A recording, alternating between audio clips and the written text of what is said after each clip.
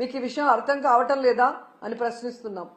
ఎందుకంటే ఈరోజు చంద్రబాబు నాయుడు గారు ముఖ్యమంత్రి అయిన రోజు నుంచి దాదాపుగా 7 నెలలు అవుతుంది ఈ ఫీజు రియంబర్స్మెంట్ కోసం, వసతి దీవెన, విద్యా దీవెన కోసం ఒక్క రూపాయి కూడా చెల్లించకపోవడం సిగ్గుచేటని కూడా ఈ సందర్భంగా తెలియజేసుకుంటున్నాం.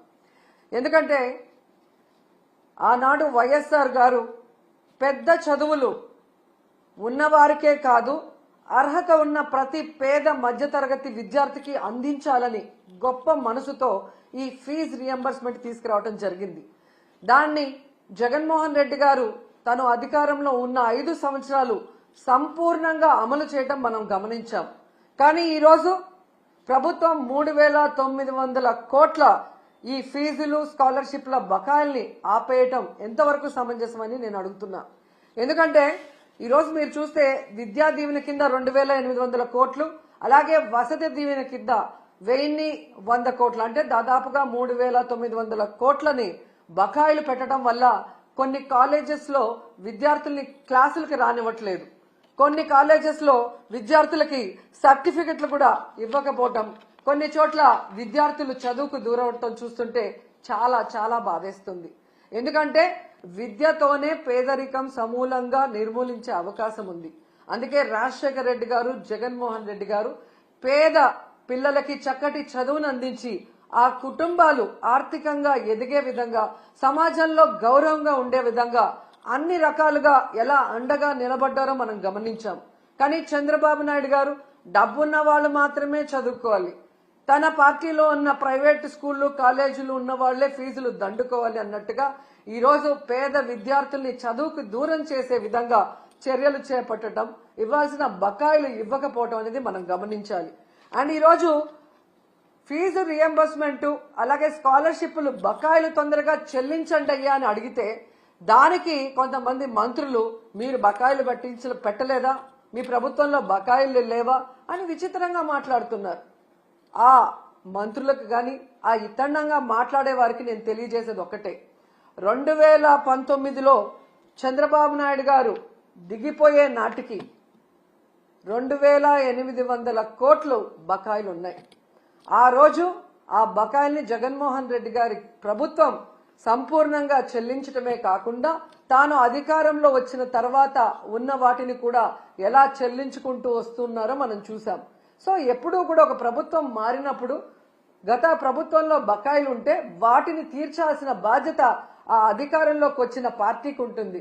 కానీ అధికారంలోకి వచ్చిన తర్వాత ఈరోజు చేతులు దులుపుకొని పేద విద్యార్థుల చదువుని దూరం చేసి మళ్లీ ఇతండంగా విచిత్రంగా మాట్లాడటం ఎంతవరకు సమంజసమని నేను ప్రశ్నిస్తున్నా. అండ్ ఈరోజు మీరు చూస్తే ఇది చంద్రబాబు నాయుడికి ఇది కొత్త ఏం కాదు, మీరు గతంలో కూడా చూశారు. ఎందుకంటే పేదవాళ్ళంటే చంద్రబాబు నాయుడికి చిరాకు. పేదవాళ్ళు మనుషులు కారనా, వాళ్ళకి చదువు అవసరం లేదనుకుంటారో ఏంటో నాకు తెలియదు. కానీ వైఎస్ఆర్ గారు తీసుకొచ్చిన ఈ ఫీజు రియంబర్స్మెంట్ ని ఏ విధంగా ఇంజనీరింగ్ స్టూడెంట్స్ ని ఫీజు రియంబర్స్మెంట్ లో 35,000 రూపాయలకే కోత పెట్టి ఎంతమందిని ఇబ్బంది పెట్టారో మనం అందరం కూడా గమనించాం. కానీ జగన్మోహన్ రెడ్డి గారు ఎంత ఖర్చు అయినా విద్యార్థికి మొత్తం ప్రభుత్వమే చెల్లించే విధంగా ప్రతి పేద మధ్యతరగతి పిల్లవాడికి చక్కటి చదువుని అందించటం ఈరోజు ప్రజలందరూ కూడా గమనించాల్సిన విషయం అని కూడా ఈ సందర్భంగా తెలియజేసుకుంటున్నా. అండ్ ఈరోజు మీరు చూస్తే ఈ చంద్రబాబు నాయుడు గారు 3,900 కోట్ల ఈ స్కాలర్షిప్లు కానీ ఫీజు రియంబర్స్మెంట్ బకాయిలు మాత్రమే ఆపలేదండి. ఆయన ముఖ్యమంత్రి అయిన ఈ 7 నెలల కాలంలో ఫీజు రియంబర్స్మెంట్ ని ఆపేశాడు, అమ్మఒడిని ఆపేశాడు, చేయూతను ఆపేశాడు, మెడికల్ కాలేజీల్ని కట్టడం ఆపేశాడు, నాడు నేడు స్కూల్స్ రెన్యువేషన్ ఆపేశాడు, అలాగే మీరు చూస్తే 0 వడ్డీ పథకాన్ని ఆపేశాడు, ముఖ్యంగా పేదవాళ్లకి చాలా అవసరమైన ఆరోగ్యశ్రీని ఆపేశాడు. ఇక వాలంటీర్ వ్యవస్థని ఆపేయటం మనం అందరం కూడా చూస్తూనే ఉన్నాం. ప్రభుత్వ ఉద్యోగాలకి ఐఆర్ లేదు, పిఆర్సీ లేదు, కనీసం డిఏ కూడా ఇవ్వకపోవటం ఈ రాష్ట్ర ప్రజలందరూ, మేధావులందరూ కూడా గమనించాలని కూడా కోరుకుంటున్నాను. ఎందుకంటే ఒకవైపు జగన్మోహన్ రెడ్డి గారిని తిట్టడానికే టైంని స్పెండ్ చేస్తున్నారు. కానీ వాళ్ళు ఎన్నికల్లో ఏం ప్రచారం చేశాం, ఏ సంక్షేమాన్ని అందిస్తాం, ఏ అభివృద్ధిని అందిస్తామని చెప్పిన మాటల్ని మరిచిపోవడం ఇక్కడ మనం గమనించాలి. ఎందుకంటే మీరు చూశారు ఏ విధంగా అధికారంలోకి వస్తే మేము సూపర్ 6 అమలు చేస్తామని చెప్పారు.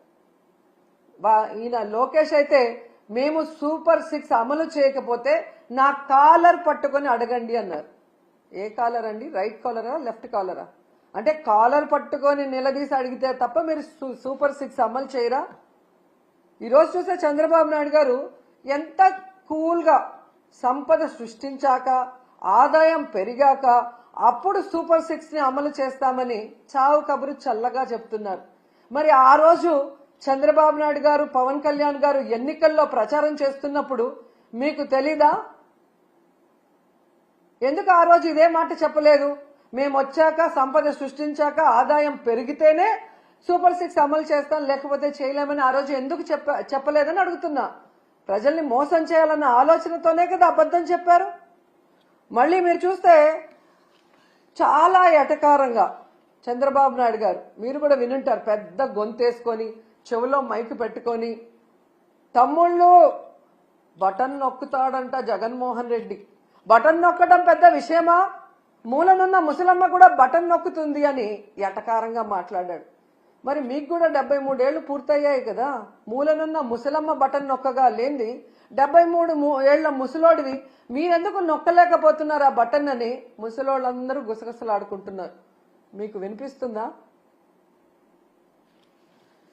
అసలు డిప్యూటీ సీఎం పవన్ కళ్యాణ్ గారు అయితే ఏకంగా బాబు గారి హామీలకి నాది గ్యారంటీ, బాబు గారు చెప్పే ప్రతిదీ అమలు చేసేది నాది వారంటీ, ఆయన చేయకపోతే నేను ప్రశ్నిస్తాను అని మాట్లాడారు. మరి ఈరోజు పవన్ కళ్యాణ్ గారు ఈ సంవత్సరం ఇవ్వాల్సిన తల్లికి వందనం, రైతు భరోసా, నిరుద్యోగ భృతి, ఫ్రీ బస్సు, ఆడబిడ్డ నది ఎవరిస్తారు?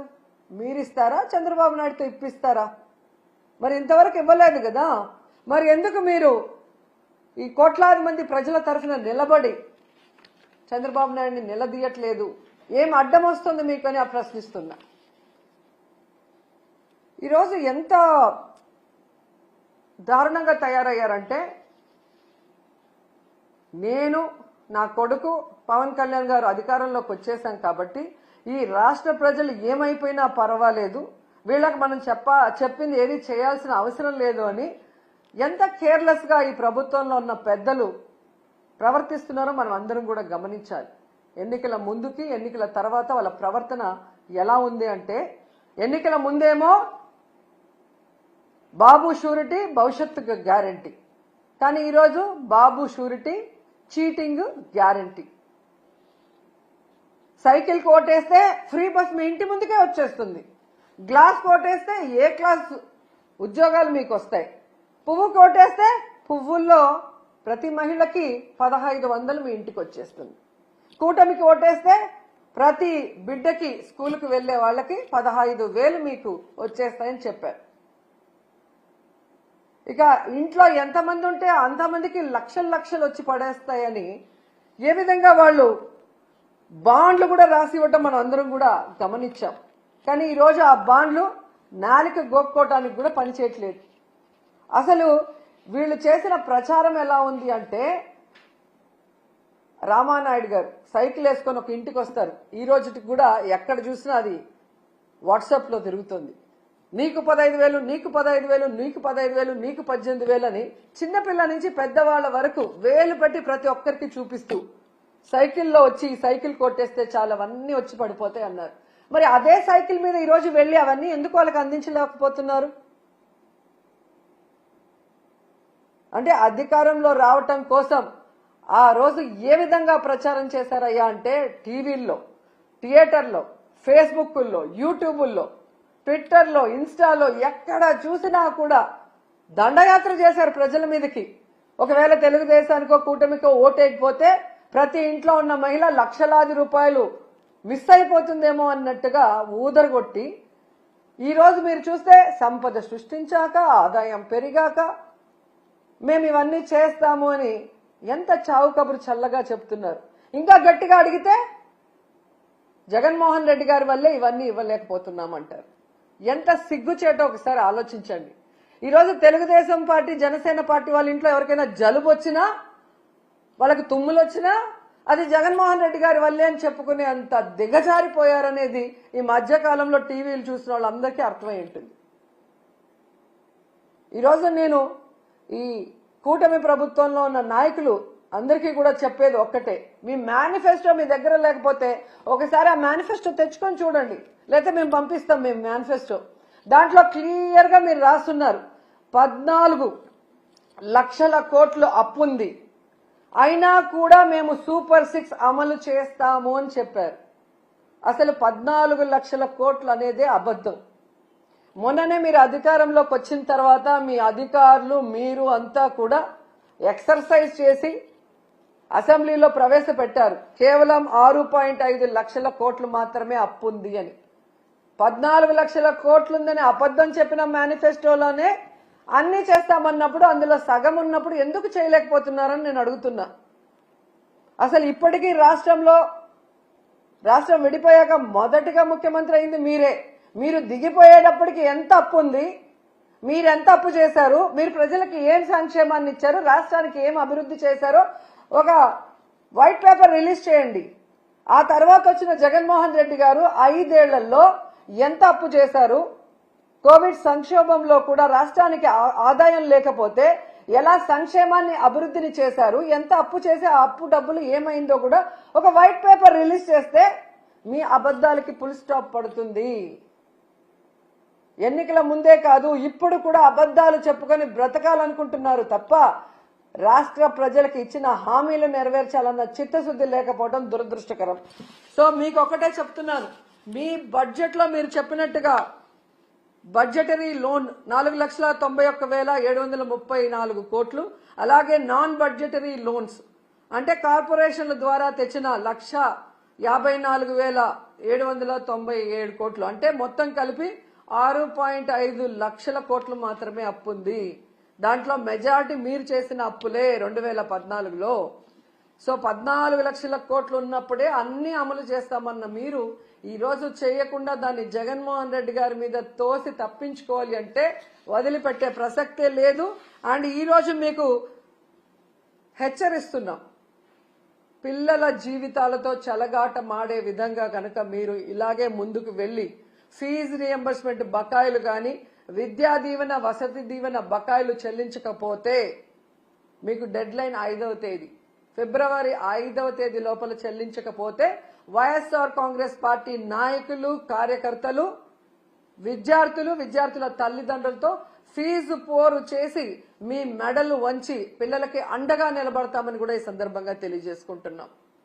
అండ్ ఫైనల్ గా ఒకటి చెప్పాలనుకుంటున్నా, ఈరోజు ప్రభుత్వానికి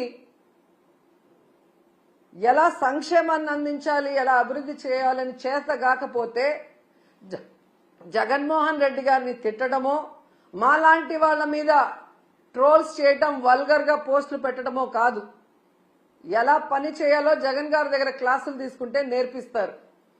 చిన్నవాడైనా మొదటిసారి ముఖ్యమంత్రి అయినా ప్రజలకు ఇచ్చిన ప్రతి వాగ్దానాన్ని రాష్ట్రంలో ఎలాంటి పరిస్థితులున్నా కూడా సమర్థవంతంగా అందించి అందరికీ కూడా అన్నలాగా అండగా నిలబడ్డాడు.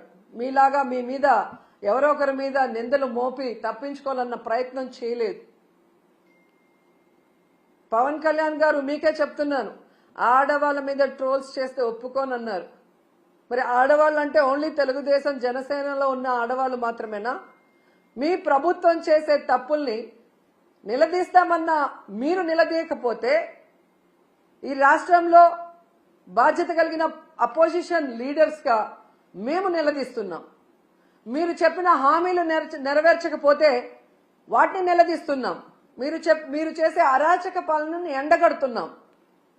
కానీ దానికి సమాధానం చెప్పకుండా ఈ విధంగా ట్రోల్స్, వల్గర్ గా మీమ్స్, వల్గర్ గా వీడియోస్ చేస్తుంటే వాళ్ళ మీద ఎటువంటి యాక్షన్ తీసుకోరా? ఖచ్చితంగా నా మీద గాని మహిళల మీద గాని ఇలాంటి పనికి మాలిన వీడియోస్, పనికి మాలిన ట్రోల్స్ చేస్తే మాత్రం సహించేది లేదు. వడ్డీతో సహా వాళ్ళందరికీ కూడా ఇచ్చి పడేస్తానని తెలియజేసుకుంటున్నా. ఇప్పటి వరకైతే ఇలాంటి పిచ్చి పనులు చేసే వాళ్ళు మానసిక రోగులుగానే నేను భావించాను. జగనన్న ప్రభుత్వం ఉన్నప్పుడు వాళ్ళందరికీ ఆరోగ్యశ్రీలో అయితే ట్రీట్మెంట్ ఇప్పించగలిగాం. కానీ ఈరోజు ఆరోగ్యశ్రీ కూడా తీసేశారు కాబట్టి మీ పిచ్చి మీరే భరించుకోండి. అది మా మీద ప్రజల మీద రుద్దాలన్న ప్రయత్నం చేస్తే మాత్రం సహించేది లేదు. మీరు తప్పు చేసినప్పుడు మేము నిలదీస్తాం, పోరాటం చేస్తాం. మీరు ఇచ్చిన హామీని నెరవేర్చాలి. మీరు అధికారంలో ఉన్నారు కాబట్టి చేయాల్సిన అభివృద్ధి చెయ్యాలి. అంతేగాని బెదిరిస్తే, కేసులు పెడితే, ట్రోల్ చేస్తే భయపడి ఆగిపోతారనుకుంటే మాత్రం అది మీ భ్రమే అని కూడా ఈసారి తెలియజేసుకొని, సో ఫీజు రియంబర్స్మెంట్, అలాగే స్కాలర్షిప్స్, విద్యా దీవెన, వసతి దీవెన బకాయిలు చాలా ఇంపార్టెంట్. ఇది రాజకీయం కాదు, విద్యార్థుల భవిష్యత్తు. దీని మీద దృష్టి పెట్టి పవన్ కళ్యాణ్ గారు వెంటనే చంద్రబాబు నాయుడు గారితో వీటిని రిలీజ్ చేయించాలని కూడా డిమాండ్ చేస్తున్నాం.